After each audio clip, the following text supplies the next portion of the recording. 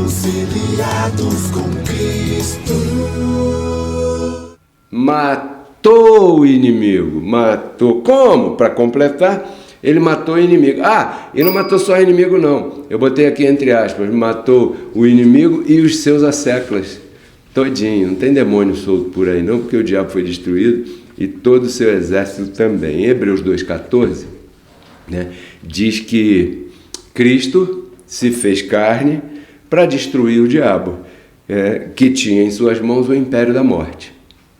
Tá bom? Então aqui vou me deter 2 minutos, porque é necessário te explicar isso aqui. Preste atenção. Adão trouxe o pecado para o mundo. Pois muito bem. Então, através daquele corpo criado por Deus, aquele corpo da terra, do barro humano criado por Deus, o pecado entrou no mundo. Né? E o apóstolo Paulo disse, e por causa disso, a morte. E não é a morte física, do caixão, do cemitério, não. É a separação espiritual. Houve um desligamento. Né? A isso o apóstolo Paulo chamou de morte. Houve um desligamento. Então, era necessário um outro corpo, também feito por Deus. Preste atenção, porque o corpo de Adão, quem criou foi Deus, segundo a Escritura. Não vamos entrar aqui se é, se não é, nem na interpretação filosófica da Bíblia, porque também tem, mas vamos dizer, o corpo do primeiro homem foi feito por Deus. E esse corpo manchou tudo. Então, no seu grande plano de redenção, Deus tinha escrito que criaria também um outro corpo, criado por Deus, não por José. Né? Por quê? Para que pudesse, na casa do valente, destruir o valente. Lembra disso que Jesus de Nazaré falou dessa, vamos chamar de parábola? Né?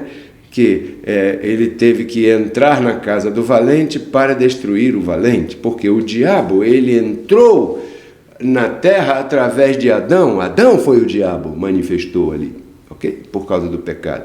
E então, nessa mesmo tipo de moradia criado por Deus, ele veio, justificou a todos nós, destruindo e pagando o preço pela obra do primeiro homem. Me entendeu? Então, Hebreus 2,14, quando diz assim, Cristo se fez carne, né, para destruir o diabo. Por que ele tinha que se fazer carne para destruir o diabo? Para poder igualar a casa do valente, porque ele poderia estalar o dedo e passar a espada e acabou o assunto de diabo, e eu não quero saber de suar aqui gota de sangue, nem chorar no jardim do Getsemane. Mas tinha um plano preparado.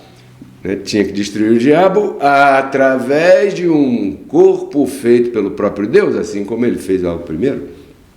Só que agora, esse segundo corpo, né, quem habitaria nele seria o próprio Deus. Quer dizer que em Cristo o céu estava vazio, porque a plenitude estava em Cristo, a plenitude de Deus. Entende o que é plenitude, né? Não precisa eu te explicar isso, né, abençoado? Então, senão, compra um dicionário. A plenitude de Deus estava em Cristo. Quer dizer que Cristo era o próprio Deus, se chamou Filho, porque foi necessário ele criar um corpo no ventre de uma mulher, né? E tudo daquilo que sai do ventre de uma mulher depois de 9 meses se chama filho, né? Então aí está explicado mais ou menos, espero que você esteja entendendo tudo. Por isso é que Paulo fala segundo Adão. Por isso que ele chama Cristo, ali o nascimento, de segundo Adão. Por quê? Porque ele veio na casa do valente e destruiu o valente, no mesmo tipo de corpo destruiu o Adão, né? E aqui diz, destruiu o diabo que tinha em suas mãos o império da morte. Quando Deus entregou a Adão todo o domínio, ele estava entregando tudo a ele mesmo, ao próprio diabo. Por isso é que ele dominou. E esse período se chamou Império da Morte. Durante o Império da Morte, o imperador da morte estava vivo, porque não existiria império sem imperador. Você não acha? É verdade, então. Então agora, na cruz, Cristo destruiu esse imperador e restringiu esse império da morte a toda carne. Então quer dizer que depois da cruz já não existe o diabo-chefe, porque o diabo-chefe foi destruído e o império da morte foi restringido a toda a carne. Ele encerrou tudo aquilo que fazia parte do império da morte na carne, que se chama o pecado. Então em Romanos 8,3 diz que ele encerrou o pecado na carne. E alguém pode dizer, Pedro Kelly, e os demais demônios? Porque diz que ele arrastou um terço. Você é bom em matemática. Colossenses 2,15 fala assim, despojou aqueles, no plural, principados e potestades, agora falando daqueles que tinham poderes, principados e potestades, que tinham poderes, que desceram junto àquele um terço e despojou aqueles principados e potestades, publicamente os expôs, triunfando sobre eles na cruz. Aí está a sua destruição também. Quer dizer que na cruz Cristo acabou com o criminoso chefe e com a quadrilha toda. Reconciliados com Cristo.